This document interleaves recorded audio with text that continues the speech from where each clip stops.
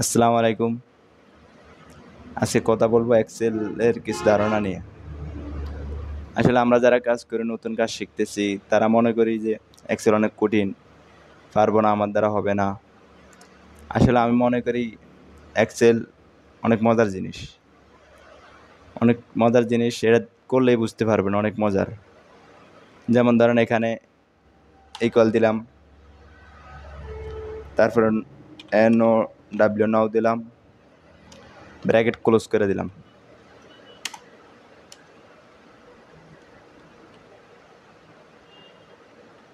ঠিক আছে, এন্টার দিলাম। দেখেন এখনকার সময় চলে আসছে, সময় সহকারে তারিখ মাস দিন সব চলে আসছে। এরকম আরও অনেক ধরনের মজাদার জিনিস আছে। যেমন ধরেন এখানে আমি একটা নাম লিখলাম, MOHIM। ঠিক আছে, এই নামটা সব ছোটো হাতের লিখলাম। এখন আমি এগুলারে সব বড় হাতে করতে চাই। পরে ঘরে আসলাম, ইকুয়াল দিলাম, UPPER আফার দিলাম, ফার্স্ট ব্র্যাকেট দিলাম, এই ঘরটারে সিলেক্ট করলাম, ব্র্যাকেট ক্লোজ করলাম, ইন্টার দিলাম। দেখেন সব বড় হাতের ওয়ার্ড হয়ে গেছে। এখন যদি আমি এই বড় হাতের ওয়ার্ডগুলারে আবার ছোট হাতে করতে চাই, তাও করতে পারবো।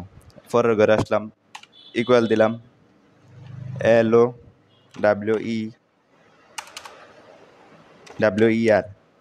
লোয়ার দিলাম, ব্র্যাকেট দিলাম,